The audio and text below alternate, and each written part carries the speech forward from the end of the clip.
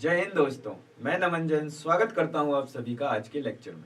आज अपन पढ़ने वाले हैं फिजिक्स का एक और इंटरेस्टिंग टॉपिक जिसका नाम है work power and energy. Work power and energy आज अपन इस लेक्चर में पूरा इसको कवर करेंगे। अब वर्क क्या होता है? मान लीजिए कोई एक लड़का है, वो दीवार पे बहुत जोर से धक्का दे रहा है, मतलब कुछ फोर्स लगा रहा है, ठीक है। और ये धक्का जो दे रहा है, ये सारी चीज कौन देख रहा है? उसके घर वाले देख रहे हैं। घर वाले क्या समझ रहे हैं कि मेरा बेटा तो बहुत मेहनती है, कितना काम करता है, कितना ज्यादा वर्क कर रहा है। पर फिजिक्स इसको वर्क नहीं बोलेगी। क्यों? अभी अंदर अपन समझते हैं डिटेल में कि फिजिक्स इसको वर्क क्यों नहीं बोलेगी। क्यों? क्योंकि दीवार तो मूव हुई ही नहीं, दीवार अपनी जगह है, वो मेहनत करते जा रहा है, करते जा रहा है, इसका मतलब उसकी मेहनत बेस्ट है। अकॉर्डिंग टू फिजिक्स क्या है, जब तक कोई चीज मूव नहीं होगी वो उसको वर्क कंसीडर नहीं करेगी, ठीक है। चलिए अब अपन आगे चलते हैं और समझते हैं डिटेल में वर्क को, पावर को एंड एनर्जी को, ठीक है। पहले अपन कंटेंट देख लेते कि आज अपन पढ़ने क्या क्या वाले हैं। अपन वर्क डिस्कस करेंगे, ठीक है, कि वर्क क्या होता है, ठीक है।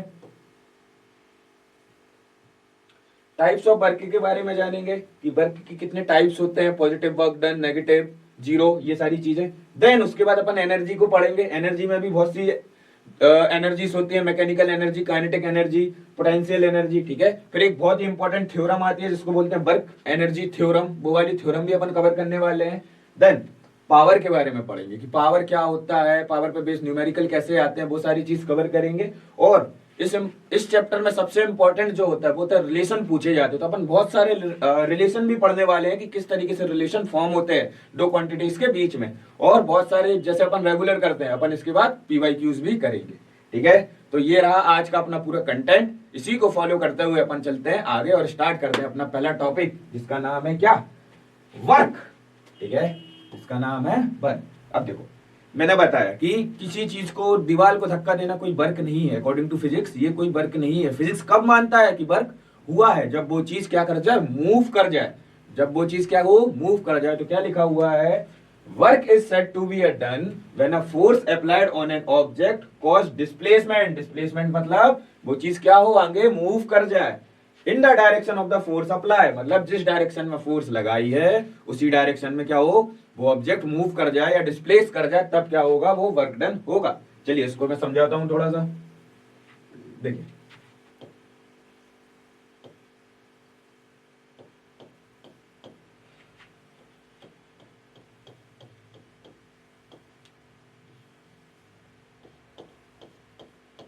ये कोई ऑब्जेक्ट है ए, इसको क्या करना है, ये ए पोजीशन है, ये बी पोजीशन है। इस एक ऑब्जेक्ट पे क्या हुआ, कोई अपन ने फोर्स लगाया, इस पे क्या किया, फोर्स लगाया। तो क्या होगा, अब जब आप कोई चीज खिसकाएंगे फोर्स के साथ तो क्या होगा, वो आगे खिसकेगी। हाँ, तो वो क्या हुआ, खिसकते खिसकते हुए बी पोजीशन पे आ गए। तो कुछ काम हुआ। अपन ने पहले ही समझा कि फोर्स लगनी चाहिए, और जिस डायरेक्शन में फोर्स लग रहा है, फोर्स इस डायरेक्शन में लग रहा है, और डिस्प्लेस भी इसी डायरेक्शन में हो रहा है, ठीक है। जिस डायरेक्शन में फोर्स लग रहा है उसी डायरेक्शन में क्या होना चाहिए, ऑब्जेक्ट डिस्प्लेस होना चाहिए या आगे बढ़ना चाहिए। तो यहां से आपको एक चीज समझ में आ रही होगी क्या, कि जितना ज्यादा फोर्स लगाएंगे उतना ज्यादा वर्क डन होगा। हाँ होगा। तो एक चीज अपन बोल सकते हैं इसमें कि सॉरी, वर्क डन जो है, वर्क को कैसे डिनोट करते हैं, डब्ल्यू से डिनोट करते हैं। वर्क डन होगा वो डायरेक्टली प्रोपोर्शनल तो होगा फोर्स के। अपन को एक चीज समझ आई, ठीक है। अब ये कोई डिस्टेंस है जो ए पोजीशन से बी पोजीशन के बीच का डिस्टेंस अपन ने इसको बोल दिया डी, ठीक है, या फिर एस बोल दिया। चलो एक काम करते हैं, एस बोल देते हैं, इसको बोल दिया एस, ठीक है। डिस्प्लेसमेंट किससे डोनेट करते हैं, एस से कहते हैं कि ए पोजीशन से बी पोजीशन पे कोई बॉडी आई है तो क्या हुआ, कुछ तो डिस्प्लेसमेंट हुआ। हाँ हुआ। तो अब एक चीज बताना, जितना ज्यादा डिस्प्लेसमेंट होगा उतना ज्यादा वर्क होगा। भाई जितनी दूर तक चीज आगे ढकेल के ले जाओगे उतना ज्यादा वर्क होगा। इससे एक और चीज क्लियर होगी कि क्या, वर्क जो होता है वो डायरेक्टली प्रोपोर्शनल होता है डिस्प्लेसमेंट के भी। हाँ होता है, ठीक है। ये हो गई अपनी सेकंड इक्वेशन, क्लियर। अब एक चीज बताओ, अपन ने जब पहली जो अपन ने यूनिट एंड डायमेंशन वाली चीज पढ़ी थी उसमें पढ़ा था कि फोर्स कौन सी क्वांटिटी होती है, फोर्स होती है वेक्टर क्वांटिटी, ठीक है। फोर्स होती है वेक्टर क्वांटिटी एंड डिस्प्लेसमेंट भी वेक्टर क्वांटिटी।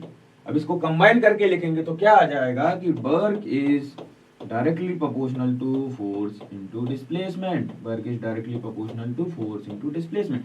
ये चीज कहीं देखी हुई लग रही है। जब अपन ने पढ़ा था दो वेक्टर्स का डॉट प्रोडक्ट होता है तो क्या मिलता है, दो वेक्टर्स का डॉट प्रोडक्ट मिलता है, होता है तो क्या मिलता है, अपन को पता है कि ए वेक्टर डॉट बी वेक्टर जब करोगे तो क्या मिलेगा, ए बी कॉस थीटा मिलेगा, ए बी कॉस थीटा मिलेगा, स्केलर मिलता है, ठीक है। तो ऐसे ही वर्क जब इनका करेंगे तो क्या मिलेगा अपन को, F S cos theta, F S cos theta मिलेगा, ठीक है। क्लियर है कि एफ एस कॉस थीटा अपन को यहां से मिलेगा। अब ये थीटा क्या है, थीटा क्या है, थीटा एंगल है किस किस के बीच में, फोर्स एंड डिस्प्लेसमेंट के बीच में।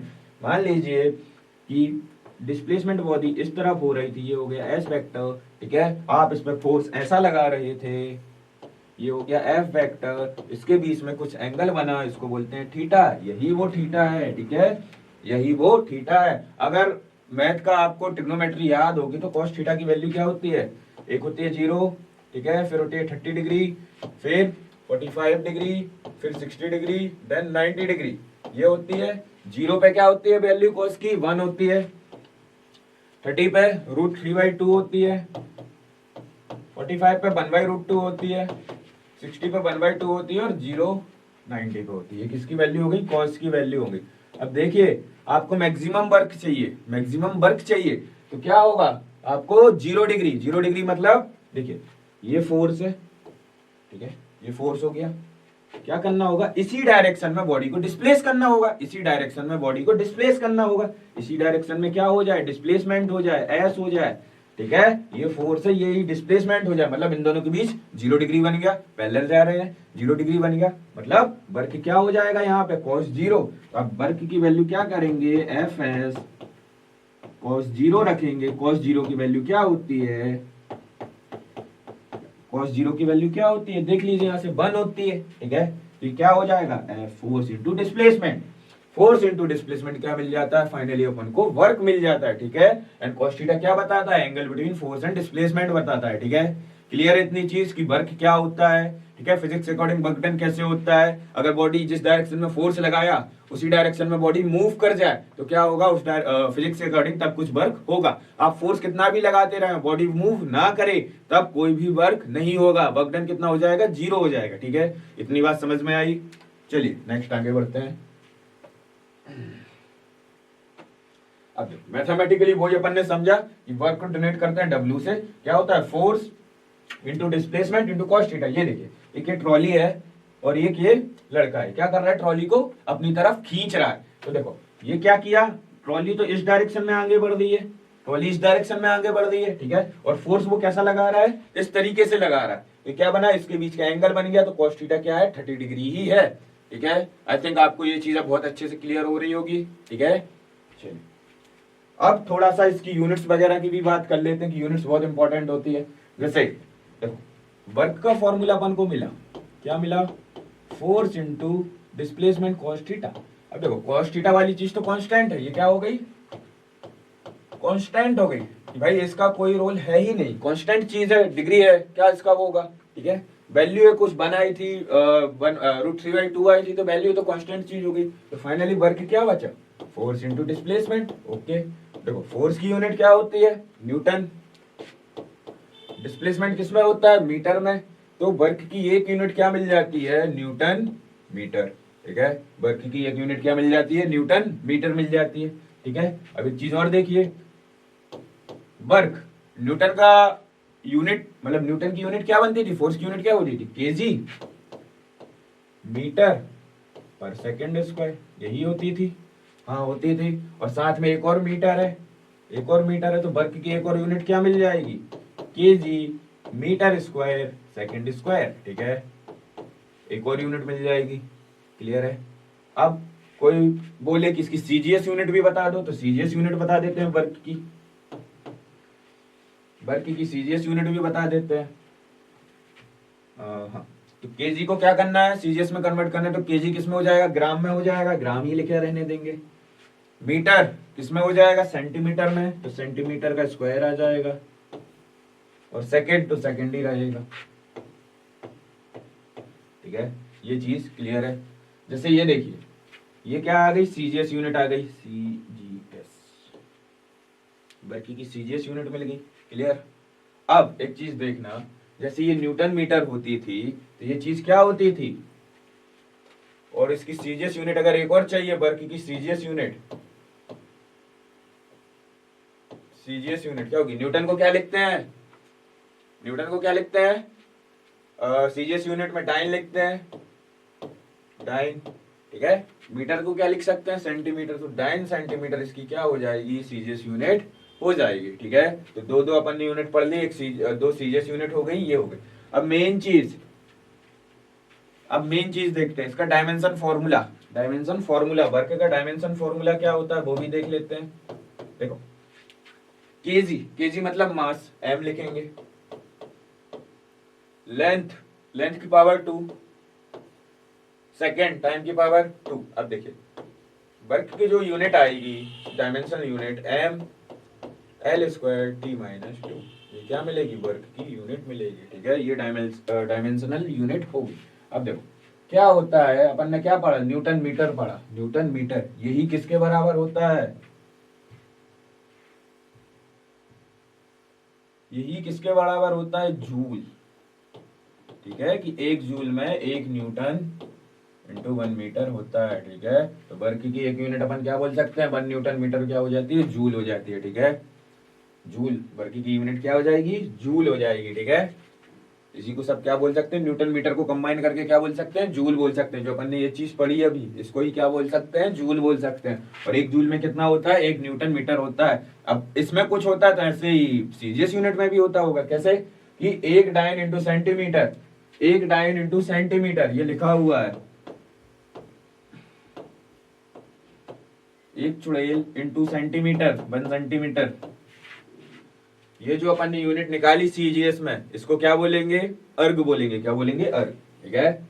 समझ आया, कोई डाउट यहाँ पे, ठीक है। तो ये सारी अपन ने वर्क्स की यूनिट्स पढ़ ली कि अगर इस तरीके से यूनिट्स आ जाए तो अपन को पता होना चाहिए कि 1 जूल में 1 न्यूटन इंटू मीटर होता है, ठीक है। एक अर्ग में क्या होता है, 1 डाइन इंटू सेंटीमीटर होता है, और उसका डायमेंशनल फॉर्मूला ये होता है, ठीक है। ये स्टैंडर्ड यूनिट्स अपन ने पढ़ ली और डायमेंशनल फॉर्मूला अपन ने यहाँ से निकाल लिया, ठीक है। कोई डाउट यहाँ पे, चलिए आगे चले अपन। अब देखिए क्वेश्चन एक हमेशा पेपर में पूछा जाता है इससे कि 1 जूल में कितने अर्ग होते हैं, हाउ मेनी अर्ग्स इन 1 जूल। तो अपन को पता होना चाहिए कि 1 जूल में कितने अर्ग्स हो सकते हैं, ठीक है। तो अपन को पता है 1 जूल, 1 जूल में कितने अर्ग्स होते हैं, ये उनने पूछा रखा है, ठीक है। अब देखिए इसको थोड़ा सा पीछे वाली स्लाइड से समझाता हूँ। अपन को पता है 1 जूल मतलब न्यूटन इंटू मीटर, ठीक है। तो 1 जूल मतलब क्या लिख सकते हैं, 1 न्यूटन इंटू 1 मीटर, ओके। अब अपन को किस में चाहिए, सीजीएस में चाहिए, क्योंकि अर्ग सीजीएस यूनिट होती है, ठीक है। यहाँ आइए, तो न्यूटन की यूनिट ये होती है, मीटर की ये होती है, ठीक है। अपन रख के देखते हैं, चलिए न्यूटन की unit KG, metre, sorry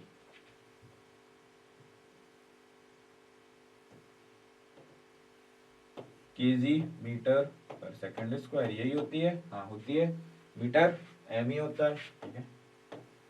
clear है, ये अपन ने पिछली स्लाइड पे भी देखा था, ठीक है। यहाँ अब यहाँ देखिए ये क्या हो जाएगा, KG metre square second square,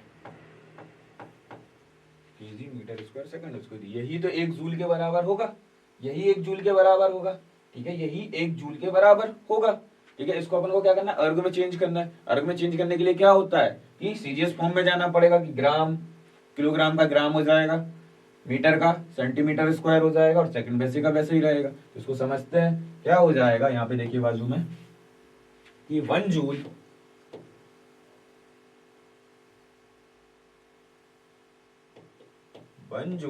is equal to क्या आ जाएगा, केजी का क्या, ग्राम,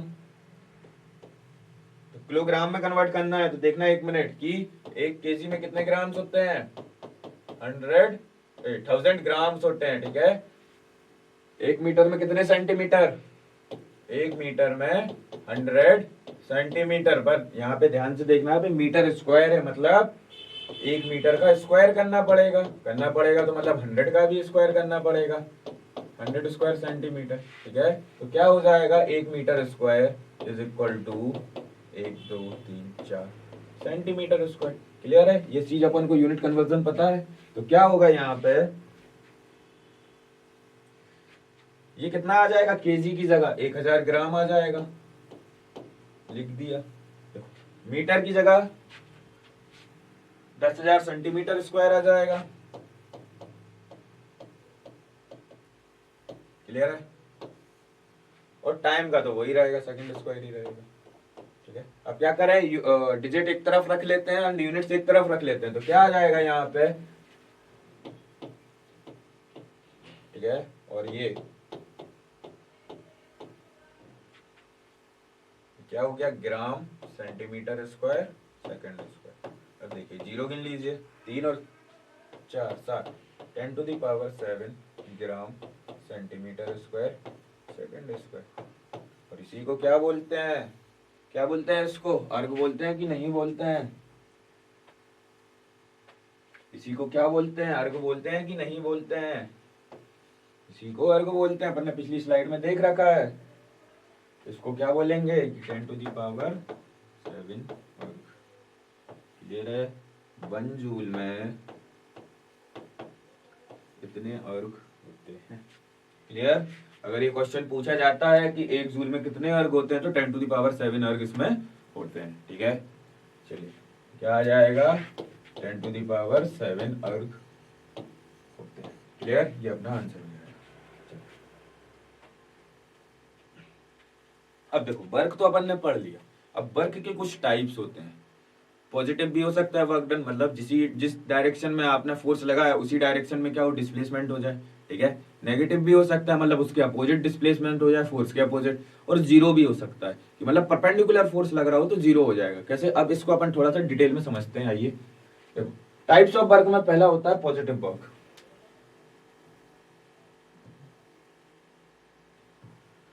पहला होता है पॉजिटिव वर्क। पॉजिटिव वर्क मतलब मान लीजिए आप किसी एक ऑब्जेक्ट को खिसका रहे हैं, ये फोर्स लगा रहे हैं और ये इसी डायरेक्शन में डिस्प्लेस हो जाए, मतलब आगे जाके यहाँ ऐसा कहीं आ जाए, तो ये कौन सा वर्क होगा, पॉजिटिव वर्क होगा। मतलब जिस डायरेक्शन में फोर्स लगाया है उसी डायरेक्शन में वो ऑब्जेक्ट क्या हो जाए, डिस्प्लेस हो जाए, तो work is said to be positive. कैसे होता है, work is positive when the force and displacement are in the same direction. मतलब देखिए ये एक लड़का है, क्या कर रहा है, एक सोफे को खिसकाने की कोशिश कर रहा है, तो क्या कर रहा है, पहले तो फोर्स लगा रहा है, हाँ लगा रहा है, किस डायरेक्शन में लगा रहा है, ये लगा रहा है फोर्स। ठीक है, और ऑब्जेक्ट डिस्प्लेस कहाँ हो रहा है, उसी डायरेक्शन में हो रहा है जिस डायरेक्शन में फोर्स लग रही है, मतलब यहीं पे डिस्प्लेसमेंट हो रहा है। तो आपको पता है कि ये क्या होगा, 0 डिग्री बना रहे हैं तो यहाँ पे क्या हो जाएगा, मैक्सिमम वर्क हो जाएगा। क्यों, क्योंकि वर्क का फॉर्मूला होता है Fs cos थीटा।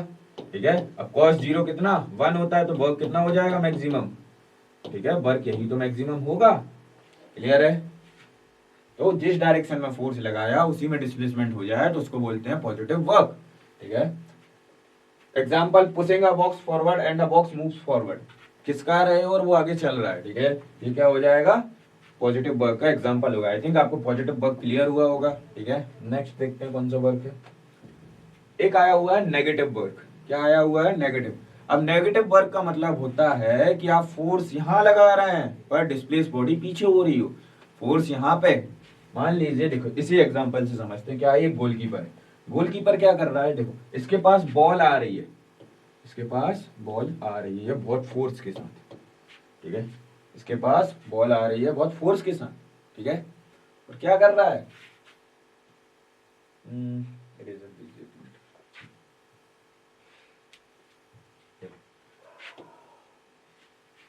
क्या कर रहा है, फोर्स के साथ बॉल को रोक रहा है। तो फोर्स कहाँ लगा रहा है, आगे की तरफ लगा रहा है कि कैसे भी करके बॉल रुक जाए। फोर्स लगा रहा है कि भाई बॉल थोड़ी सी क्या हो, रुक जाए। ठीक है, देन बॉल की जो स्पीड है या डिस्प्लेसमेंट है वो किस तरफ हो रहा है, इस तरफ हो रहा है।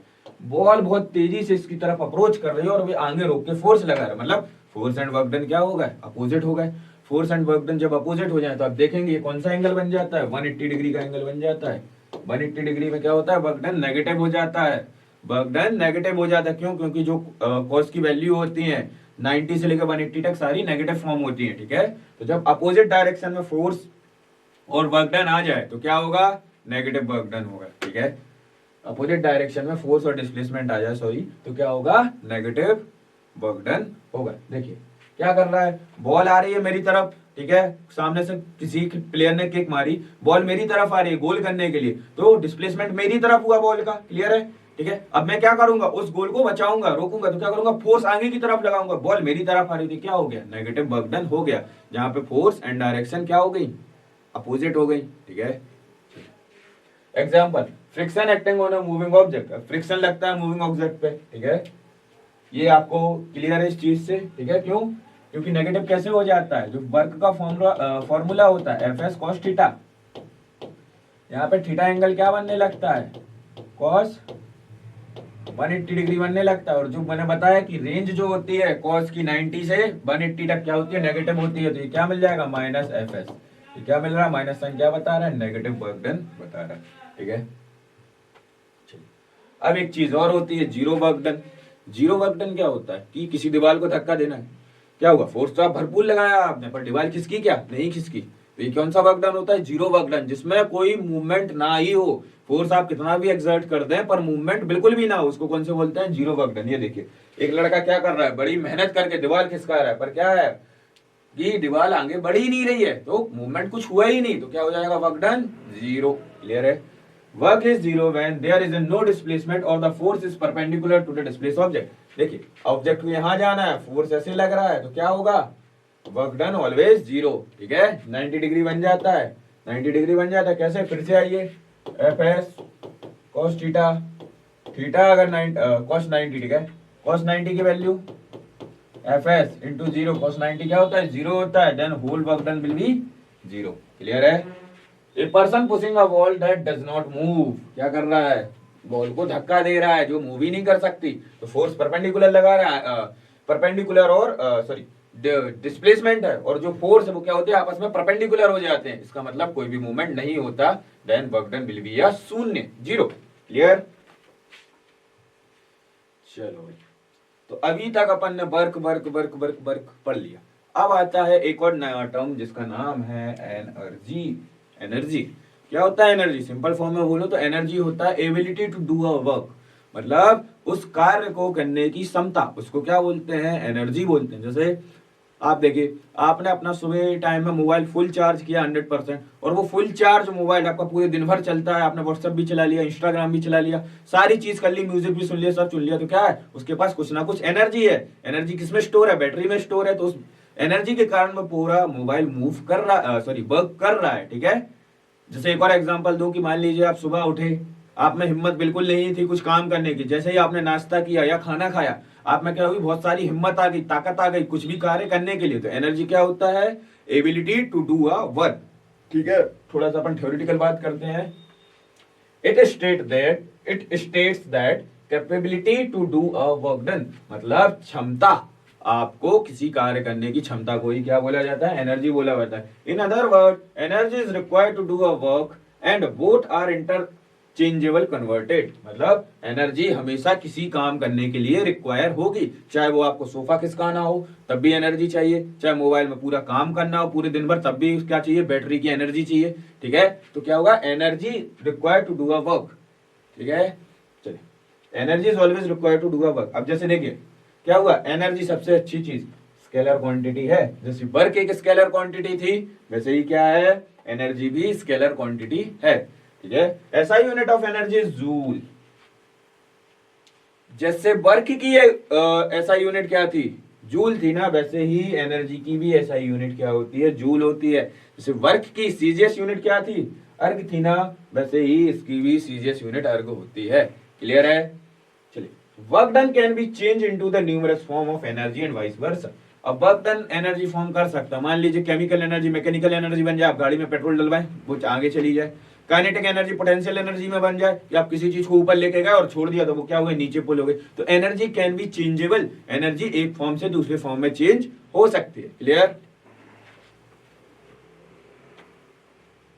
तो एनर्जी अपन को समझ में आया कि capability to do a work, उसको ही बोलते हैं एनर्जी। और एनर्जी की दो तीन अपन को मेन पॉइंट याद रखने हैं कि एनर्जी की यूनिट भी जूल होती है, कौन सी unit, SI unit, CGS unit erg होती है, ठीक है। ये कौन सी क्वांटिटी होती है, वर्क की तरह ये भी स्केलर क्वांटिटी ही होती है। क्लियर।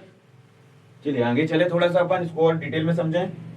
देखो, अब एनर्जी तो हो गई, ठीक है, एनर्जी तो पढ़ लिया कि हाँ भाई काम करने सॉरी काम को अगर करना है तो एनर्जी लगेगी। अब कौन कौन सी एनर्जी लगेगी, तो बेसिकली दो मोस्ट इंपॉर्टेंट टाइप की एनर्जी अपन को पढ़नी है। पहली एनर्जी होती है काइनेटिक एनर्जी। क्या होती है? Kinetic energy. काइनेटिक एनर्जी नाम आपने सुना होगा या आपने सुना, पहली बार सुना हो तो कोई भी दिक्कत नहीं, अब भी जस्ट क्लियर होने वाला है। कैसे? देखिए, it state that energy possesses by a body by virtue of its state of motion. मतलब ये कोई ऑब्जेक्ट है, ठीक है, ये क्या कर रहा है? अगर मूव कर रहा है, ये ऑब्जेक्ट अगर क्या कर रहा है? मूव कर रहा है, तो क्या होगा? उसमें कुछ एनर्जी होगी। हाँ, होगी। तो यही काइनेटिक एनर्जी बोलते हैं। मान लीजिए ये v वेलोसिटी से मूव कर रहा है और इसका मास m kg है, इसके पास कुछ एनर्जी होगी। हाँ, तो ऐसी एनर्जी जो ऑब्जेक्ट के मूव करने से उसमें आ जाए, ठीक है, या बॉडी के मूव करने से उसमें आ जाए, उसको बोलते हैं काइनेटिक एनर्जी। ठीक है, तो वही लिखा हुआ है, it state that energy possesses by a body by virtue of its state of motion. ठीक है, जब वो मोशन करे, आगे बढ़े या मूव करे, तब उसमें कोई एनर्जी जनरेट होती है, उसको बोलते हैं काइनेटिक एनर्जी। ठीक है, in other words when a body is in motion it has an energy which is called kinetic energy. अगर कोई बॉडी चल रही है, फॉर एग्जांपल आप गाड़ी चला रहे हैं, तो उसमें कुछ एनर्जी होगी, और जो चलने के कारण एनर्जी बनती है उसको बोलते हैं काइनेटिक एनर्जी। ठीक है, energy kinetic energy it drives from the Greek word kinin. जो काइनेटिक एनर्जी है वो ग्रीक वर्ड से आया हुआ है, जिसको ग्रीक वर्ड क्या है? काइनिन। काइनिन, इसका मतलब क्या होता है? मोशन होता है। ठीक है, काइनिन का मतलब क्या होता है? मोशन। की मोशन के कारण किसी ऑब्जेक्ट या बॉडी में कोई एनर्जी आ रही है, उसको क्या बोलते हैं? काइनेटिक एनर्जी बोलते हैं। If a body is at rest it has zero kinetic energy. Most important point, मान लीजिए मैं ऐसा रेस्ट पे खड़ा हूं, क्या मैं मूव कर रहा हूं? नहीं कर रहा हूं। ठीक है, तो मैं क्या हो गया? मेरी वेलोसिटी कुछ है ही नहीं। अगर वेलोसिटी जीरो है मतलब मेरी काइनेटिक एनर्जी जीरो है। ठीक है, मान लीजिए ये बॉल है, यहाँ पे पड़ी हुई है, रखी हुई है, रखी हुई है, रखी हुई है, आज भी रखी थी, कल भी रखी है, परसों भी रखी है, 10 साल बाद भी रखी हुई है, ये रेस्ट पे ही है, इसमें कोई एनर्जी है ही नहीं, वेलोसिटी है ही नहीं। अगर वेलोसिटी नहीं है तो इसकी काइनेटिक एनर्जी क्या हो जाएगी? जीरो हो जाएगी। और काइनेटिक एनर्जी अगर किसी ऑब्जेक्ट में चाहिए तो क्या होना चाहिए? उसको मूव करना जरूरी है एक सर्टेन वेलोसिटी से। क्लियर है? इसका फॉर्मूला क्या होता है? देखिए, मैंने बोला कि कोई m ऑब्जेक्ट का मास है m kg, वो v वेलोसिटी से मूव कर रहा है, तो इस पे काइनेटिक एनर्जी क्या बनेगी? इसकी काइनेटिक एनर्जी का फॉर्मूला होगा हाफ m v स्क्वायर। मतलब हाफ मास और वेलोसिटी का स्क्वायर इसकी काइनेटिक एनर्जी होगी। देखिए, काइनेटिक एनर्जी का फॉर्मूला क्या मिला? Half m v square, where K is kinetic energy. के आपको अगर लिखना हो तो क्या, कैसे डिनोट कर सकते हैं? काइनेटिक एनर्जी से। हाफ मास, m क्या है? मास, मास, और v क्या है? वेलोसिटी। ठीक है, where m is the mass of the body. Body का मास किसमें होना चाहिए? kg में होना चाहिए, ऐसा ही सिस्टम के हिसाब से होना चाहिए। And v is the velocity of the body. v क्या है? वेलोसिटी है बॉडी की, मीटर पर सेकेंड। क्लियर है? काइनेटिक एनर्जी समझ में आई? ठीक, चलिए अब उसी बेस पे एक अपने पास चीजें पूछी जाती है जिसको बोलते हैं वर्क एनर्जी थ्योरम। क्या है? Work energy theorem. थोड़ा सा इसका अपन स्टेटमेंट पढ़ते हैं, देन इसको अपन प्रूव भी करते हैं। क्या होता है कि the work energy theorem state that the net work done by all the force of the body equal to the change in kinetic energy. मतलब किसी बॉडी पे जितनी भी फोर्स लगा के वर्क डन किया जाता है वो कितना होता है? चेंज इन काइनेटिक एनर्जी के बराबर होता है। The work energy theorem state that the net work done by all force on an object. मतलब किसी ऑब्जेक्ट पे जितनी भी फोर्स लगा लो, जितना भी फोर्स लगा लो, वो किसके इक्वल होगा? Change in kinetic energy. मतलब काइनेटिक एनर्जी में कितना चेंज हुआ उसी के अकॉर्डिंग होगा। Meaning energy transfer between work and motion. Work और मोशन के बीच में क्या होता है? एनर्जी ट्रांसफर हो जाती है। जैसे इसको थोड़ा सा अगर आपको समझाने की कोशिश करूं तो मोशन की थर्ड इक्वेशन पढ़ी थी अपन ने,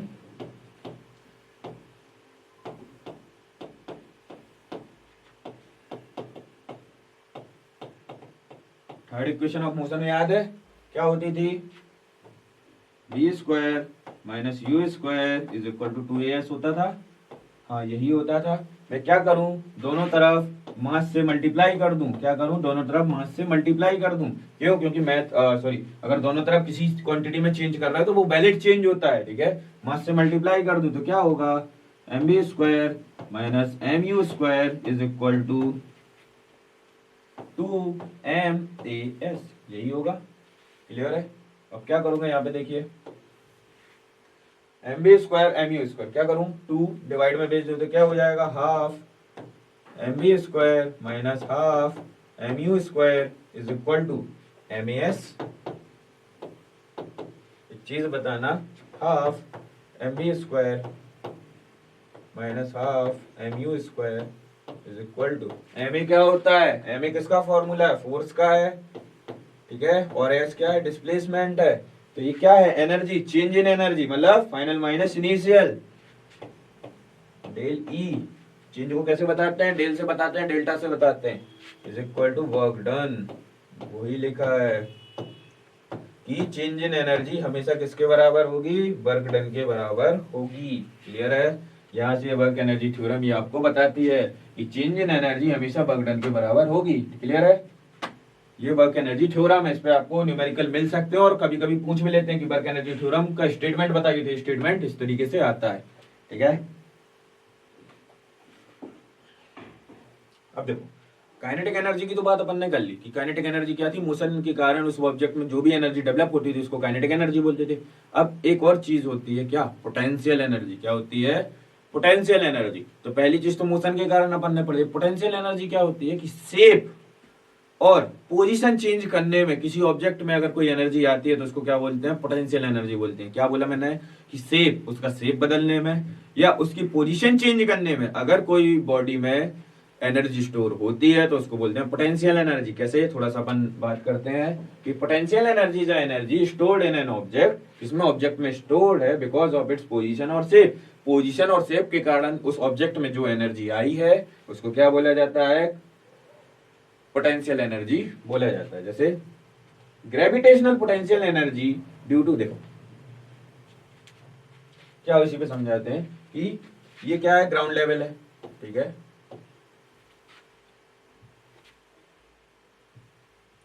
ये ग्राउंड लेवल है। क्या किया आपने, ग्राउंड लेवल से कुछ एक बॉक्स उठाया, ये पड़ा था, कुछ बॉक्स उठाया, इस बॉक्स को उठा के यहां ऊपर रख दिया, इस बॉक्स को उठा के इस टेबल के ऊपर रख दिया, मतलब कुछ आपने काम किया। मतलब एक बॉक्स को उसको हाइट ले गए, हाइट पे लेगा मतलब उसकी पोजीशन में चेंज किया। सपोज तो ये हाइट कितनी हो गई, एच हो गई, ये हाइट कितनी हो गई, एच हो गई, ठीक है। तो पोटेंशियल एनर्जी क्या बोलता है कि अगर किसी बॉडी के पोजीशन के कारण या फिर शेप के कारण उसमें जो एनर्जी स्टोर होती है उसको बोलते हैं पोटेंशियल एनर्जी। तो क्या होगा, आप ये उठा के ले गए तो अपन क्या पढ़ रहे हैं, तो gravitational potential energy due to height above the ground, above the ground ले गए तो आपने क्या किया, इसका मान लीजिए मास m kg था, ठीक है, हाइट h थी और कुछ आपने ग्रेविटी के अगेंस्ट काम किया, मतलब आप ऊपर लेके गए, ग्रेविटी का रोल आया, तो पोटेंशियल एनर्जी किसके बराबर हो जाएगी, पोटेंशियल एनर्जी P किसके बराबर हो जाएगी, मास, ग्रेविटी और हाइट की, ठीक है। पोटेंशियल एनर्जी इसके अकॉर्डिंग हो जाएगी, ठीक है। काइनेटिक एनर्जी, एनर्जी जितनी भी है सारी उसकी यूनिट्स क्या होंगी, जूल होंगी, ठीक है। ऐसे इसकी भी यूनिट क्या आ जाएगी, जूल। क्लियर है, a book kept on a table, ठीक है, एक टेबल पे बुक रखी हुई है या बॉक्स रखा हुआ है, तो आपने क्या किया, इसकी क्या हुई, पोजीशन चेंज हुई। पहले क्या था, ग्राउंड लेवल पे था, जमीन पे धरा हुआ था, ऊपर पहुंच गया, ऊपर पहुंच गए, टेबल पे बिठा दिया आपने उस बॉक्स को, तो क्या हुआ, उसकी पोजीशन में चेंज किया, पहले नीचे था अब वो क्या हुआ, ऊपर आ गया। तो क्या हुआ, चेंज इन पोजीशन के कारण जो एनर्जी आई उसको क्या बोलते हैं, पोटेंशियल एनर्जी, और फॉर्मूला क्या है, mgh। अब एक ये चेंज समझ लिया, अब दूसरा चेंज समझते हैं कि चेंज इन शेप। अगर किसी ऑब्जेक्ट के शेप में चेंज आ जाए, जैसे आपने स्प्रिंग देखी होगी, क्या करते हैं आप उसको स्ट्रेच करते हैं या फिर कंप्रेस करते हैं, तो क्या होता है, जब वो नॉर्मल जो उसका शेप होता है अगर स्ट्रेच करें तो वो थोड़ी सी बड़ी दिखने लगती है, कंप्रेस करें तो क्या करता है, उसका शेप छोटा हो जाता है। तो इस कारण भी चेंज आया, किसमें आया, शेप में चेंज आया। शेप में चेंज आया मतलब उसमें भी कुछ पोटेंशियल एनर्जी स्टोर हुई होगी। अब वो पोटेंशियल एनर्जी कितनी स्टोर हुई वो अभी अपन समझते हैं। देखिए अब एक चीज आई है, देखो ये क्या थी, स्प्रिंग थी, फॉर एग्जांपल ये स्प्रिंग थी, ठीक है, ये स्प्रिंग थी, ठीक है, ये ओरिजिनल हाइट थी।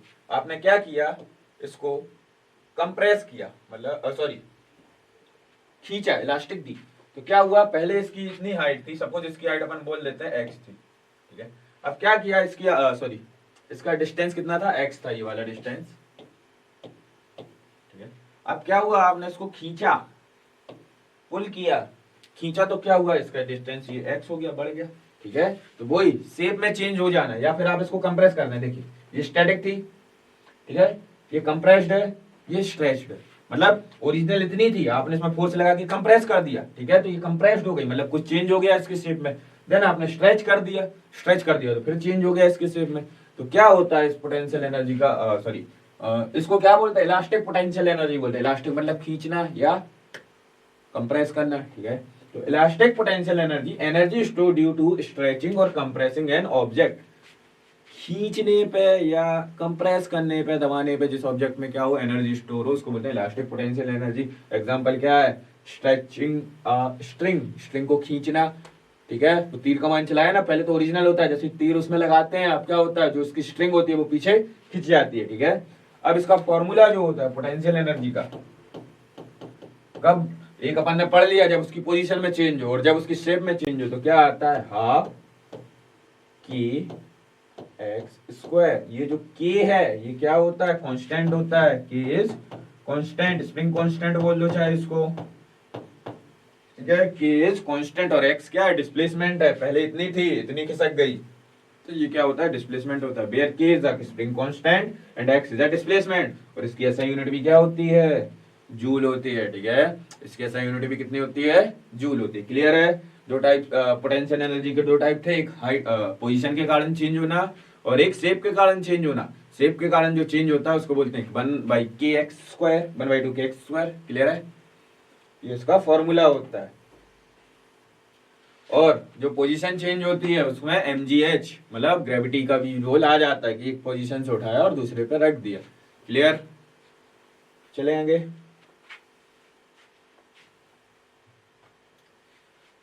अब थोड़ा सा अपन देख लेते हैं कि law of conservation of energy क्या बोलता है। Law of conservation of energy, अपन ने पहले इसके law of conservation of momentum पढ़ा था, क्या था कि before collision after collision equal होता है। अब ऐसे ही सारे एनर्जी पे बेसिक लॉ है, अपन उसको समझते हैं कि क्या होता है। The law of conservation of energy state that, क्या कहता है समझते हैं, energy can not be created, मतलब एनर्जी कभी नहीं बनती है, कैन नॉट बी डिस्ट्रॉयड कभी खत्म नहीं होती है, just it transfer from one place to another, मतलब one form to another transfer होती रहती है। मतलब एनर्जी ना ही बनती है ना ही एनर्जी कभी खत्म होती है, बस ये क्या होती है, एक फॉर्म से दूसरे फॉर्म में क्या होती है, कन्वर्ट होती रहती है।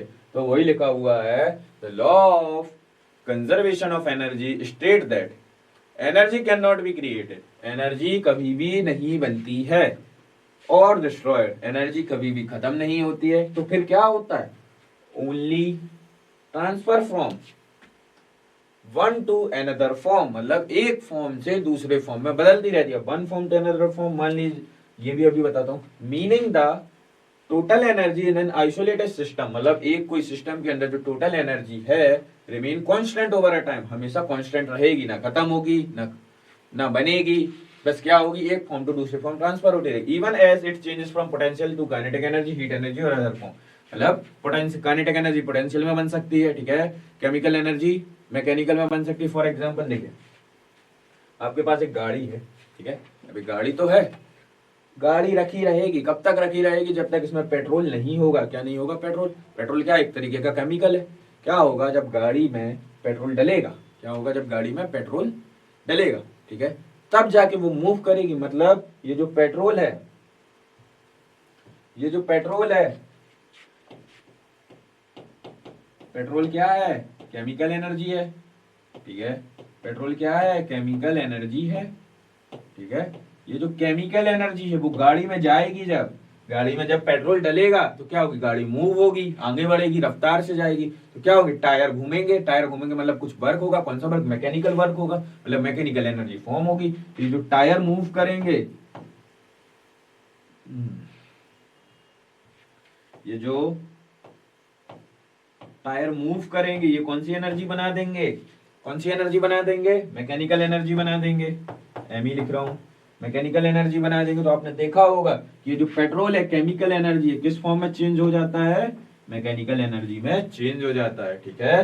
तो एनर्जी होती है वो क्या होती है, एक फॉर्म से दूसरे फॉर्म में जाती है, कभी भी ना तो बनती है ना ही कभी खत्म होती है, just transfer from one form to another form. एक और एग्जांपल देखिए, क्या होता है कि एक पेड़ है, उसमें क्या लगे हुए हैं, सेवफल लगे हुए हैं, एप्पल लगे हुए हैं। तो क्या हुआ, पेड़ में ये जो मान लीजिए क्या लगा है, एप्पल लटक रहा है, अब ये अर्थ से कुछ हाइट पे लटक रहा है, तो इसमें क्या होगी, पोटेंशियल एनर्जी होगी। क्यों? क्योंकि भाई ग्राउंड लेवल से हमेशा मेजर किया जाता है, तो ग्राउंड लेवल से मान लीजिए h हाइट हो गई इसकी, ठीक है, तो इसमें पोटेंशियल एनर्जी कितनी होगी, mgh होगी।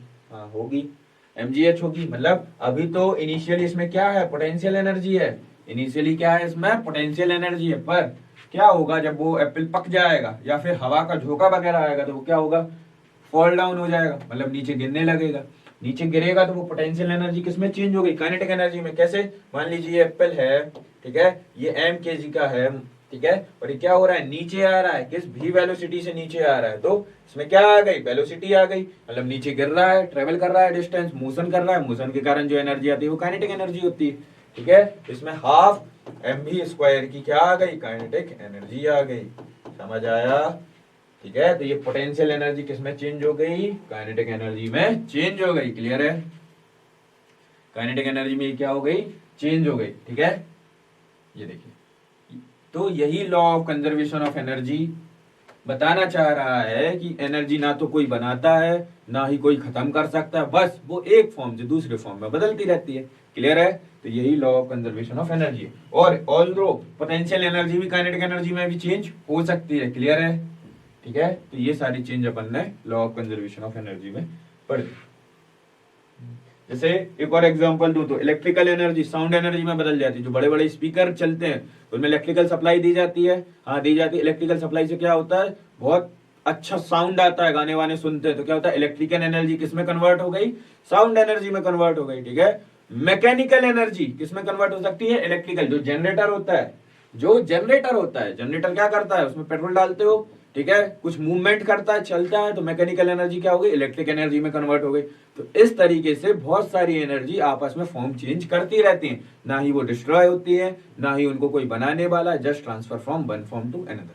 आई थिंक इतनी आपको ये चीज क्लियर हुई होगी, law of conservation of energy, ठीक है। चलिए, अब एनर्जी तो अपन ने पढ़ लिया। अब एनर्जी के बाद आती है अपनी most important thing, power. Power क्या होता है, अब बोलता है हम में इतनी वो डोले सोले वाला पावर नहीं, ठीक है। पावर क्या होता है, पावर होता है कि उस काम को आपने कितनी जल्दी किया, उसको बोलते हैं पावर। मतलब क्या हुआ, मान लीजिए एक लड़का है, क्या कर रहा है, वो 100 सीढ़ियां 5 मिनट में चल रहा है, ठीक है। एक और लड़का है, वो 100 सीढ़ियां 10 मिनट में चल रहे हैं, तो काम तो दोनों एक ही कर रहे हैं। वो भी 100 सीढ़ियां चढ़ रहा है, ये भी 100 सीढ़ियां चढ़ रहा है, पर क्या होता है, एक 5 मिनट में चढ़ रहा है, एक 10 मिनट में चढ़ रहा है, मतलब चेंज तो है कहीं ना कहीं। एक कम टाइम ले रहा है, एक ज्यादा टाइम ले रहा है, तो पावर किसकी ज्यादा हुई, जिसने कम टाइम लिया। तो पावर क्या बोलता है कि काम तो कर रहे हो, हाँ करो, पर कितने कम समय में कर रहे हो, उसको बोलते हैं पावर, ठीक है। देखिए, जिसने कम समय में काम किया उसकी पावर ज्यादा, जिसने ज्यादा समय लिया उसकी पावर कम, ठीक है। मतलब टाइम ज्यादा,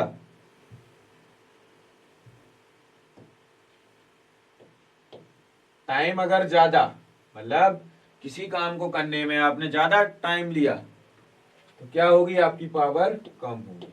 क्लियर है, अगर आपने किसी काम को करने में कम समय लिया तो आपकी पावर क्या होगी, ज्यादा होगी। क्लियर है, ये होता है पावर। इसको अपन थ्योरेटिकल अभी देखते हैं, तो एक चीज अपन को इतनी अभी याद रखनी, पावर क्या बोलता है कि it state that rate of doing work और rate of transfer of energy, मतलब उस काम को करने की क्षमता, या उस काम को करने की क्षमता, या फिर एनर्जी का ट्रांसफर करना, उसको ही क्या बोलते हैं, पावर बोलते हैं। इन अदर वर्ड्स, किसी काम को कितनी जल्दी किया जा रहा है इज नोन एज पावर। कि किसी काम को कितनी जल्दी कर सकते हो उसको ही क्या बोलते हैं, पावर बोलते हैं, ठीक है।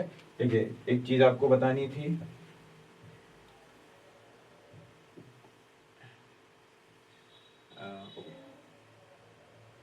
ठीक है, ये हाँ, क्लियर, कि किसी काम को कितनी जल्दी किया जा रहा है उसको ही क्या बोलते हैं, पावर बोलते हैं। कितनी जल्दी, मतलब जल्दी, टाइम अगर ज्यादा ले रहा है तो पावर वैसे ही कम है आपकी, अगर टाइम कम ले रहा है तो आपकी पावर ज्यादा है, ठीक है। अब जैसे वर्क स्केलर क्वांटिटी थी, एनर्जी स्केलर क्वांटिटी थी, पावर भी कौन सी क्वांटिटी होगी, स्केलर क्वांटिटी ही होगी। ध्यान रखना, power is also a scalar quantity, clear? कोई समस्या इसमें? ठीक। अब जैसे वर्क और एनर्जी की तो सेम यूनिट थी, क्या थी? जूल। पर पावर की डिफरेंट यूनिट है। क्या होती है पावर की यूनिट? देखिए, पावर की यूनिट होती है, ऐसा unit of power is what. क्या होती है? What unit. चलो इसको फॉर्मूले बेस से बता देता हूं आपको। देखिए, पावर जो होता है वो होता है वर्क अपॉन टाइम, मतलब किसी काम को करने की क्षमता दिए गए समय में, वर्क अपॉन टाइम होता है। ठीक है, पावर जो होता है क्या होता है? वर्क अपॉन टाइम होता है। क्लियर है? ये रहा इसका फॉर्मूला, वर्क अपॉन टाइम। ठीक है, अब देखो, अब इसी को क्या बोलते हैं? इसकी ऐसा यूनिट क्या आ जाएगी पावर की? वॉट आ जाएगी। क्या आ जाएगी? वॉट। यूनिट लिख दी, डब्ल्यू से अपन इसको क्या करते हैं? डोनेट करते हैं। क्लियर है? अब देखो, वॉट, अब जैसे कोई बहुत ज्यादा पावर की चीज है उसको वॉट में नहीं, हॉर्स पावर में मेजर किया जाता है। हॉर्स पावर में मतलब देखिए, एक हॉर्स पावर में 746 वॉट होते हैं। ये आपको इंपॉर्टेंट रखना है, पूछ लिया जाता है या न्यूमेरिकल वैल्यू में बहुत यूज होता है कि देखिए, अगर किसी ने बोल दिया 1 HP, एचपी मतलब हॉर्स पावर में कितने वॉट होते हैं, तो 746 वॉट होते हैं। ठीक है, अगर कहीं 1 HP मिल जाए मतलब वो हॉर्स पावर की, हॉर्स और पीछे पी फॉर पावर, मतलब पावर की ही बात कर रहा है, तो 1 HP में 746 हॉर्स पावर होते हैं। क्लियर है? अब देखो, पावर को एक और चीज से बता सकता हूं मैं, कैसे कि पावर तो लिखा रहने तो कोई दिक्कत नहीं। अपन ने वर्क एनर्जी थ्योरम से पढ़ा था क्या, कि चेंज इन एनर्जी होता है वही वर्क होता है। कैसे दिखाता हूं, जो चेंज इन एनर्जी होता है मतलब एनर्जी में जो चेंज हुआ उसको ही तो वर्क बोलते हैं। क्लियर है? तो पावर को और कैसे लिख सकते हैं?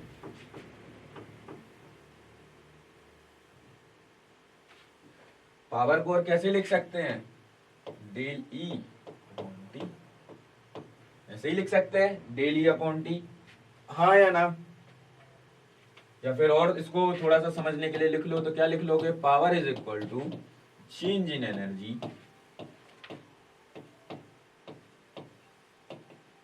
With respect to time.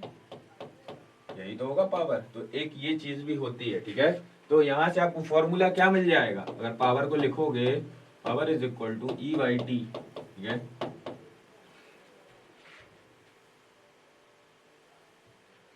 P is equal to E by T. ठीक है, तो एनर्जी का आपको एक फॉर्मूला मिल जाएगा। क्या? Energy is equal to power into time. क्या मिल जाएगा? Energy is equal to power into time. आपको ये फॉर्मूला मिल जाएगा। तो एनर्जी अगर दी हुई है और पावर पूछा है तो कुछ मत कीजिए, क्या कीजिए, अगर आपको सॉरी एनर्जी निकालना है और आपको पावर दी हुई है तो क्या करेंगे? उसका टाइम के साथ मल्टीप्लीकेशन करेंगे, आपको एनर्जी मिल जाएगी। क्लियर है? क्लियर? एनर्जी किसमें होती है? जूल में होती है।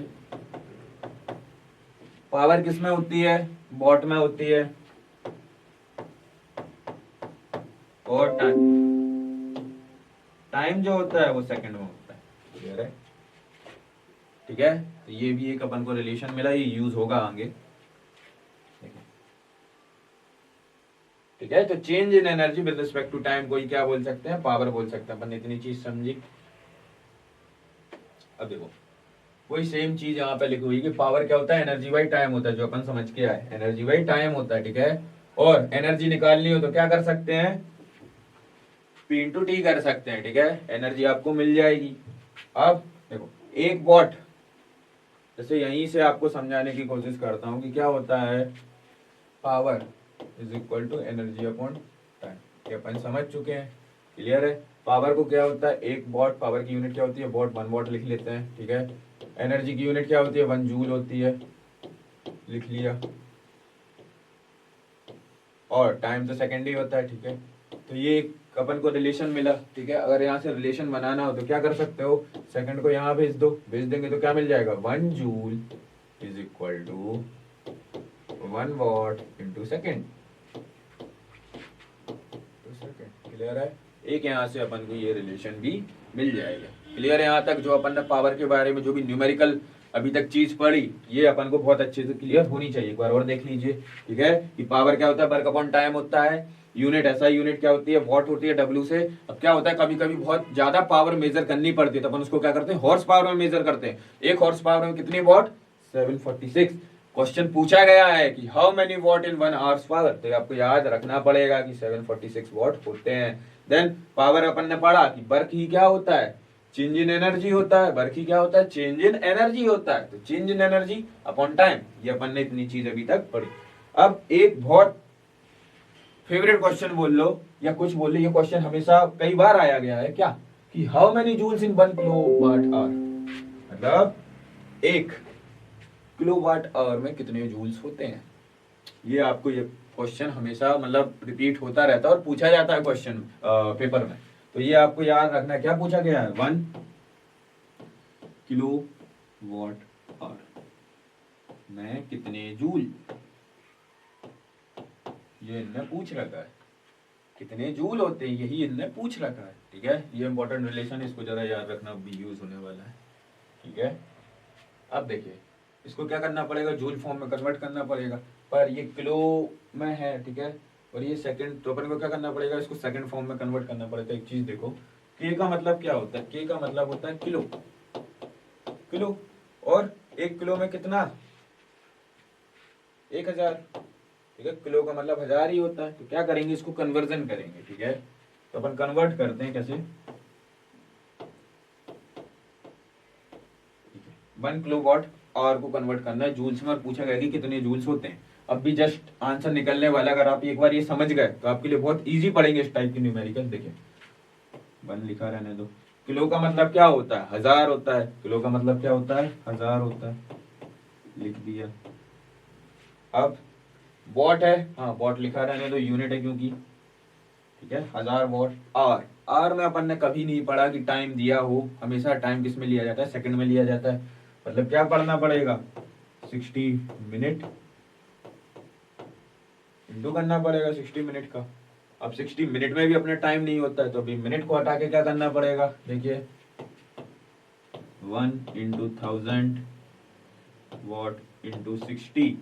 अब मिनट की जगह क्या करना पड़ेगा, 1 मिनट में कितने सेकंड, यहाँ देख लो 1 आवर तो कितने, 60 मिनट। ठीक है, 60 मिनट में कितने होते हैं, 60 × 60 सेकंड होते हैं। तो 1 सेकंड में सॉरी 1 आवर में कितने सेकंड आ गए, 3600 सेकंड आ गए। क्लियर है, 3600 सेकंड होते हैं, ये इंपॉर्टेंट है, याद होना चाहिए कि 1 आवर में 3600 सेकंड होते हैं। क्या करें, मिनट की जगह सेकंड ले आते हैं। क्लियर, क्या करें, यूनिट यूनिट एक साइड रख लेते हैं और वो सारी चीज यहाँ पे रख लेते हैं। क्या होगा, 1 × 1000, 1 × 1000 तो 1000 ही रहेगा, और 6 × 6 36। क्लियर, देखो वॉट और सेकंड बाजू में रख रहा हूं मैं, वॉट इंटू सेकंड। ठीक है, या फिर इसको पूरा ही लिख दे रहा हूँ मैं,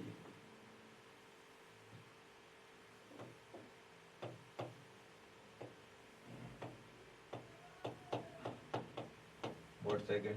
क्लियर, क्या होगा, 0 काउंट कर लो एक बार,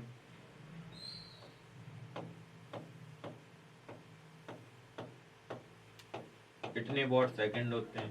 ठीक है, इतने वॉट सेकंड होते हैं। क्लियर, अब देखो क्या करना पड़ेगा कि इसको अपन को एक 0 तो काउंट करने पड़ेंगे। तो क्या होगा, 3 और 2 5, 3.6, 3.6 इंटू 10⁻।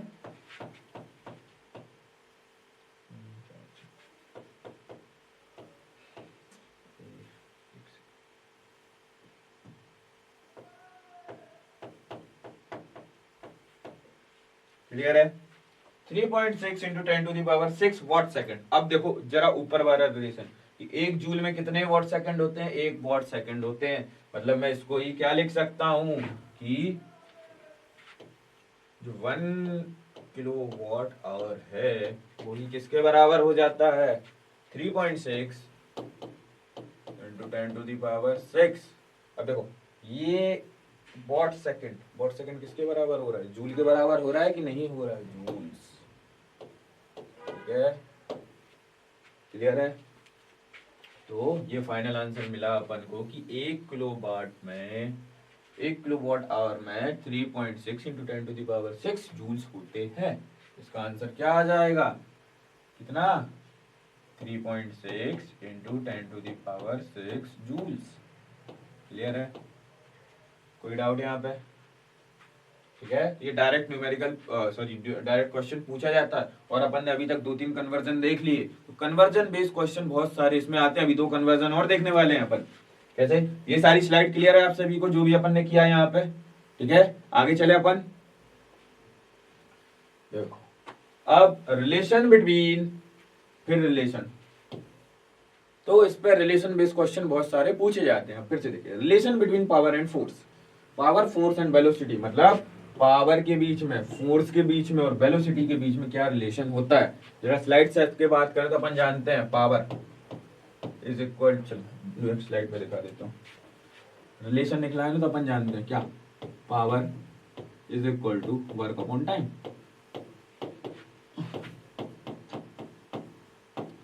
यही होता है, power is equal to work upon time. ठीक है, power is equal to work क्या होता है, फोर्स, साथ में डिस्प्लेसमेंट, यही होता है। वर्क क्या होता है, force into displacement, force into displacement.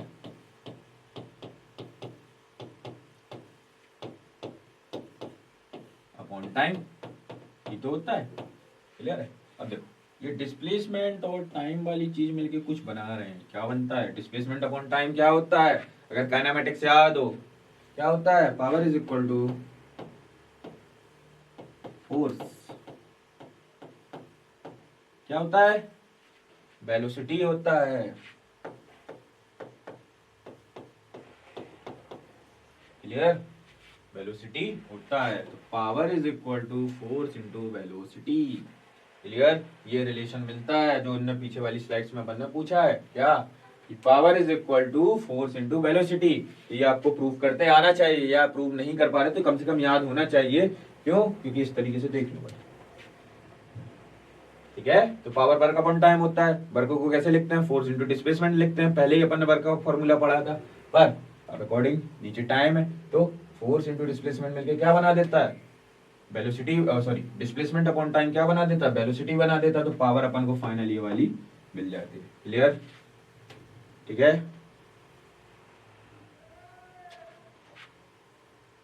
आगे चले अपन। चलिए अब देखो, फिर रिलेशन, इस पर रिलेशन बेस्ड क्वेश्चन बहुत सारे आप सभी को मिलेंगे, तो बहुत अच्छे से इनको कवर कर लें तो बहुत अच्छा है, क्योंकि न्यूमेरिकल भी आते हैं, रिलेशन पे डायरेक्ट पूछे जाते हैं। ठीक है, और ऐसे छोटे छोटे क्वेश्चन जो अपन पीछे रिलेशन में आ गए, डायरेक्ट के डायरेक्ट क्वेश्चन पेपर में आते हैं। ठीक है, चलिए, relation between kinetic energy and potential energy, किस किस में पूछा है, काइनेटिक एनर्जी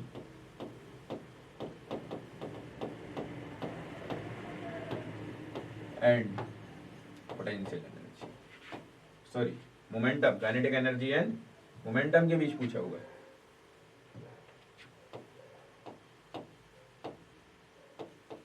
ठीक है, मोमेंटम के बीच पूछा हुआ है। काइनेटिक एनर्जी का फॉर्मूला क्या होता है, पिछली स्लाइड में पढ़ा था अपन ने। काइनेटिक एनर्जी क्या होता है, काइनेटिक एनर्जी क्या होती है पहले तो वो पता होना चाहिए। क्यों, क्योंकि मोशन के कारण किसी ऑब्जेक्ट में क्या हो, कोई एनर्जी स्टोर हो जाए, उसको काइनेटिक एनर्जी बोलते हैं। मोशन मतलब वेलोसिटी, 1/2mv², ये काइनेटिक एनर्जी का फॉर्मूला होता है। ठीक है, पोटेंशियल एनर्जी का फॉर्मूला क्या होता है, सॉरी पोटेंशियल एनर्जी नहीं, मोमेंटम का, मोमेंटम का फॉर्मूला क्या होता है, क्या होता है मोमेंटम का, मास इनटू वेलोसिटी। मोमेंटम का फॉर्मूला, मोमेंटम किससे डिनोट करते हैं, पी से करते हैं ना, पढ़ा था अपन ने, मास इनटू वेलोसिटी, ये मोमेंटम का फॉर्मूला होता है। तो क्या करते हैं काइनेटिक एनर्जी में, इसमें क्या करेंगे, तो मोमेंटम की यहाँ से, सॉरी वेलोसिटी की यहाँ से वैल्यू क्या आएगी, m को नीचे ले जाएंगे, p/m आएगी।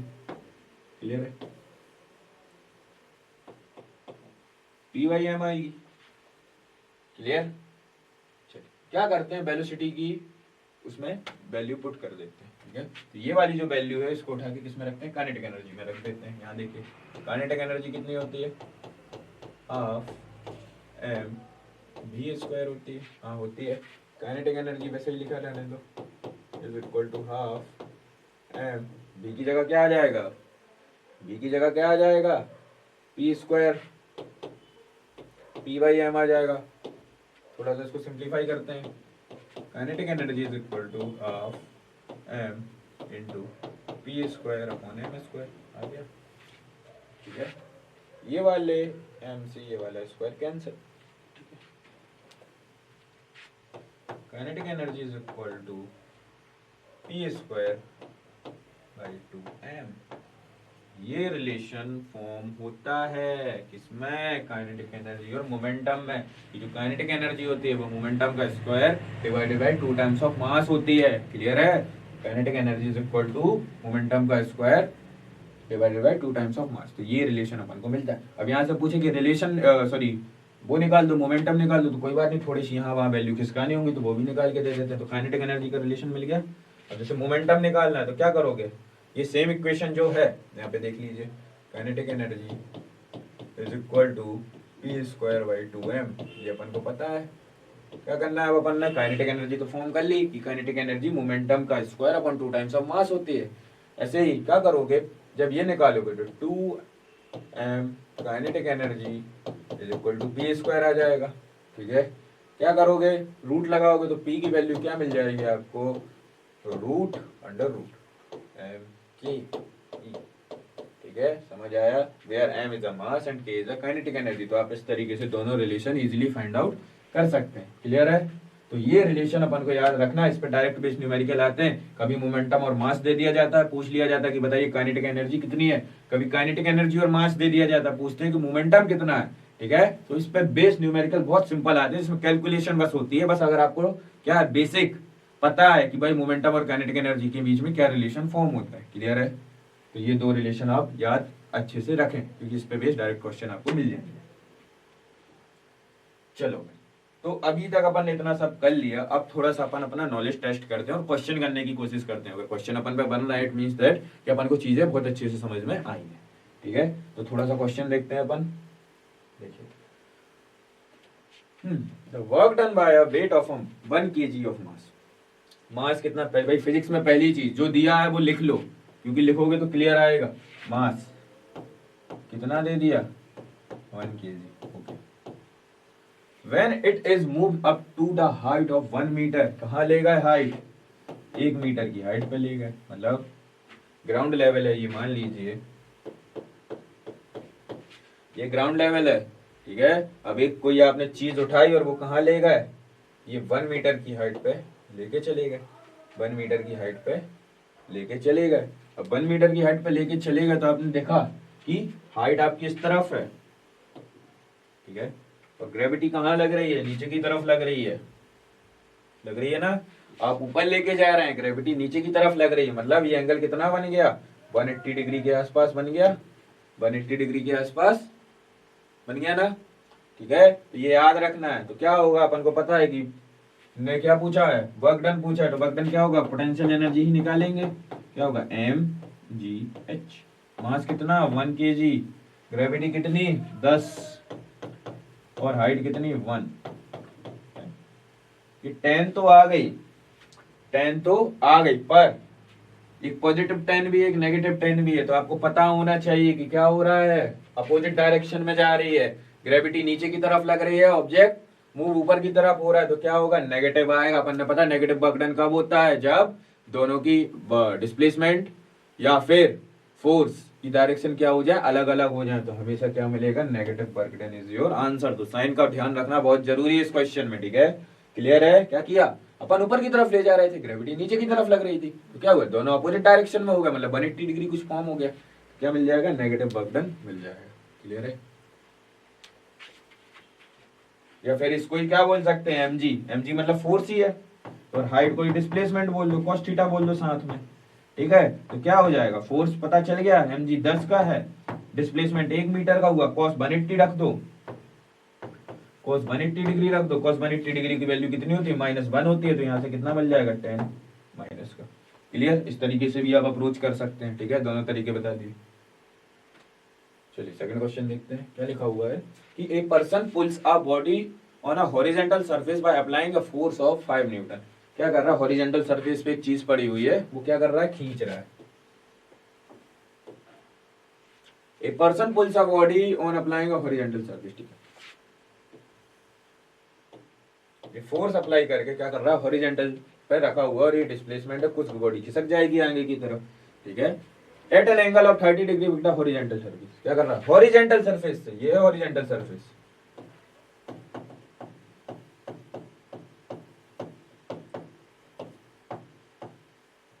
हॉरिजेंटल सरफेस से जो फोर्स लगा रहा है वो कितने पे लगा रहा है, 30 डिग्री पे लगा रहा है। क्लियर है। Find the work done by the force is displacing the body through 2 metre. 2 metre तक कितनी बॉडी डिस्प्लेस कर देगी, ये इन्होंने पूछा हुआ है, ठीक है, मतलब डिस्प्लेसमेंट कितना दे दिया। चलो पहले तो पहली चीज जो दिया है वो लिख लो, फोर्स कितना लगा रहा है, 5 न्यूटन का, ठीक है, डिस्प्लेसमेंट एस कितना हुआ, 2 मीटर का, ठीक है, और वर्क डन का फॉर्मूला अपन जानते हैं क्या होता है, work is equal to force into displacement cos theta, यही होता है। हाँ होता है। Work is equal to force, force कितना है, 5 न्यूटन का,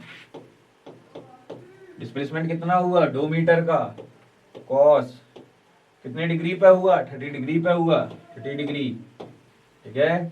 अब work is equal to 10 cos 30 की डिग्री, कॉस 30 डिग्री कितना होता है, ये याद करनी चाहिए, वैल्यू क्या होगी, √3/2 होती है, ठीक है, cos 30 डिग्री √3/2 होती है। क्लियर करेंगे, ठीक है, कितना आ जाएगा कैंसिल करने के बाद, 5√3, 5√3 का क्या हुआ, वर्क डन हुआ 5√3 जूल्स। आंसर है क्या, 5√3, हाँ ये 5 स्क्वायर रूट, मतलब ये रूट ही लिखा हुआ है, 5√3 इज द आंसर। क्लियर। तो ऐसे क्वेश्चन अगर आपके कॉन्सेप्ट क्लियर है और बेसिक आपको समझ आ रहा है तो इस तरीके के क्वेश्चन आते हैं, बहुत इजी बेस में आते हैं, ठीक है।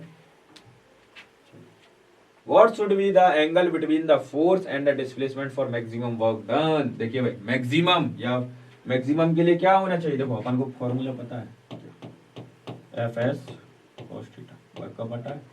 देखो मैक्सिमम क्या होना चाहिए, अब भी अपन ने जब वो पॉजिटिव नेगेटिव और जीरो वर्क डन पढ़ा था तो उसमें क्या हुआ था, मान लीजिए अगर बॉडी की फोर्स यहाँ पे है, डिस्प्लेसमेंट यहाँ पे है, तो क्या बन रहा है, 180 डिग्री का कुछ एंगल बन रहा है, मतलब अपोजिट डायरेक्शन हो रही है, तो यहाँ पे नेगेटिव आ रहा था, वर्क डन कितना आ रहा था, नेगेटिव आ रहा था, ठीक है।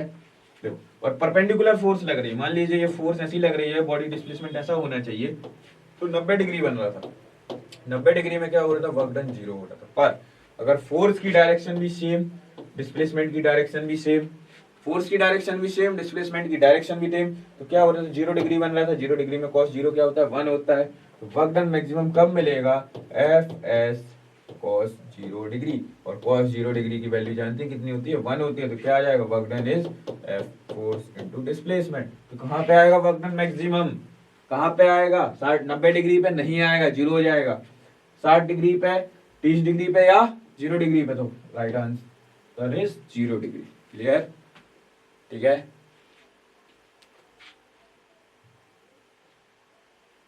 एंड स्ट्रेच्ड स्प्रिंग पोजेसेस एक स्प्रिंग है, अपन ने देखा था, खिंची हुई स्प्रिंग है, ठीक है, ये ओरिजिनल है, जब खिंची हुई नहीं थी, क्या हुआ, इसकी पहले डिस्टेंस x थी, अब कितनी हो गई, ये भी x हो गई, तो खिंच गई।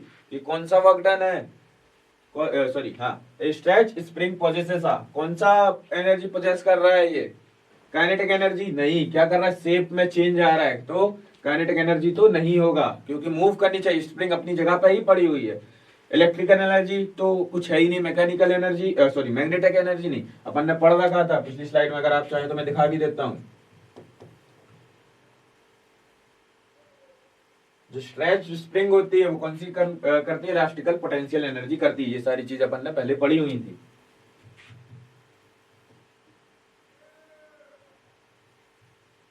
ठीक है, तो क्या मिल जाएगा, इलास्टिक पोटेंशियल एनर्जी होती है, ठीक है, स्प्रिंग जो स्ट्रेच करते हैं उसमें। क्लियर।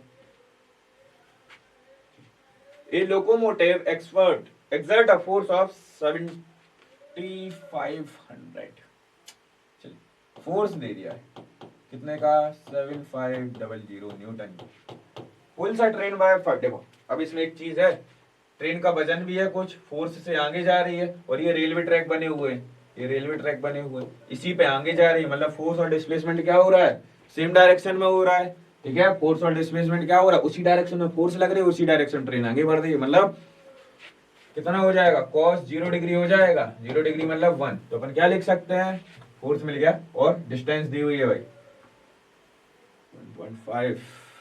ठीक, देखो किलोमीटर दे रखी है, डिस्प्लेसमेंट 1.5। अब देखो डिस्प्लेसमेंट अगर किलोमीटर में तो लेंगे नहीं, क्योंकि एक स्टैंडर्ड क्वांटिटी में न्यूटन में, तो इसको क्या करना पड़ेगा, इसको भी स्टैंडर्ड क्वांटिटी में लेके आना पड़ेगा। स्टैंडर्ड यूनिट में लाए तो क्या हो जाएगा 1500। ठीक है, 1500 मीटर। ठीक है, डिस्प्लेसमेंट मिलेगा, अपन को पता है वर्क डन का फॉर्मूला क्या होता है, force into displacement. Clear, force into displacement, force कितना 7500 का इंटू डिस्प्लेस कितनी हुई 1500 हुई, आंसर कितना आ जाएगा 1125 और साथ में 40, 11.2 साथ में 40। देखो 11.25 इंटू 10⁻6 जूल्स। देखो जो 10⁻6 है उसको ही क्या बोला जाता है, मेगा बोला जाता है। क्या बोला जाता है, मेगा। 11.25 करके कुछ है क्या, हाँ ये तो मेगा जूल्स इसका आंसर आ जाएगा। तो यूनिट कन्वर्जन भी याद होना चाहिए। 10⁻6 को मेगा बोला जाता है, 10⁻6 क्या होता है, मेगा होता है। 10⁻3 क्या होता है, किलो होता है। ओके, तो ये आपको चीजें याद होनी चाहिए। तो 11.25 इज मेगा जूल्स इसका राइट आंसर। क्लियर। और थीटा क्या होगा 0 डिग्री, उसी डायरेक्शन में फोर्स है, उसी डायरेक्शन में ट्रेन जा रही है। An electric motor create a tension of, tension मतलब फोर्स ही होता है, टेंशन ऑफ, टेंशन भी क्या है, फोर्स है, जो घूमते रोटेशनल फोर्स बनता है न्यूटन का फोर्स। फिर दे दिया है कितना,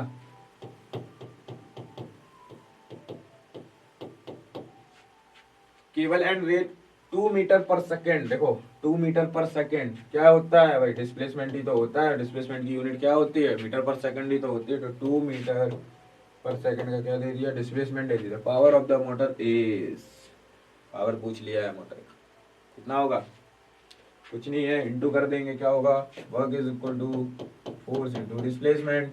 फोर्स कितना 4500 न्यूटन का, डिस्प्लेसमेंट 2 का कितना आ गया 900। अब इसको देखो कन्वर्जन की करना पड़ेगा, क्या लिखा हुआ है, किलो में दिया हुआ है, तो इसको भी किलो में करना पड़ेगा, इंटू 1000।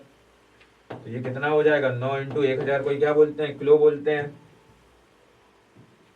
1000 कोई क्या बोलते हैं, किलो बोलते हैं। और पावर वॉट।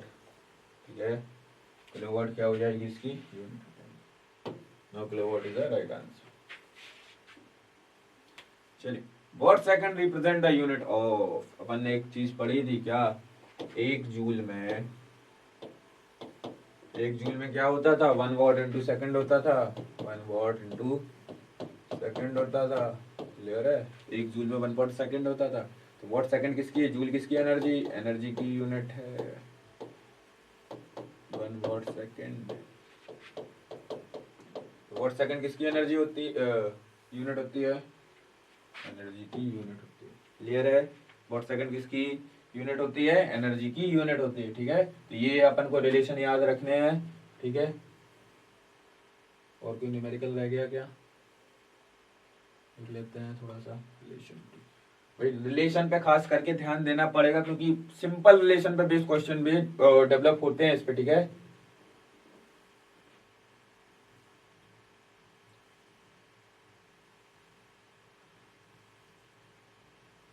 एक थोड़ा सा करेक्शन आपको कराना है, जैसे ये वाला क्वेश्चन जो था, देखिए इसको थोड़ा सा डिफरेंट वे में बताता हूँ, क्योंकि अपन ने एक रिलेशन पढ़ा था, रिलेशन के अकॉर्डिंग आपको बताता हूँ थोड़ा सा। देखिए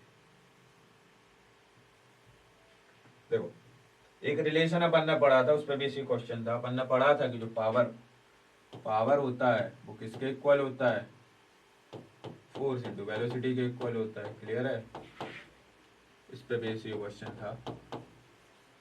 पावर जो होता है फोर्स इंटू वेलोसिटी के बराबर होता है। कहाँ से आया, पीछे से आया। कैसे, देखिए पावर जो होता है वो फोर्स इंटू वेलोसिटी के बराबर होता है।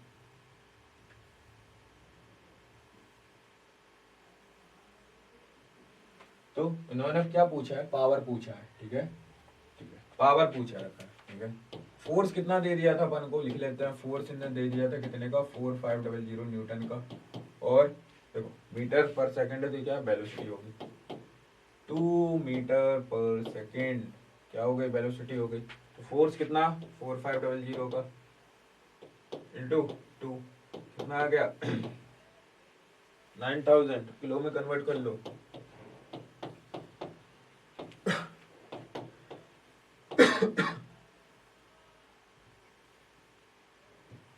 9 किलोवाट, पावर की यूनिट क्या होती है, वाट, 9 किलोवाट। इस तरीके से ये आंसर अपन को मिला था। तो यहाँ पे एक करेक्शन था, ठीक है। पावर को क्या होता है, फोर्स इंटू वेलोसिटी होता है। तो इस वाले फॉर्मूले पे बेस ये क्वेश्चन आया हुआ था, ठीक है। तो करेक्शन अपन ने कर लिया। इस तरीके से 9 किलोवाट इसका आंसर आता है, ठीक है। और कुछ है क्या, नहीं, हाँ ये भी कर चुके।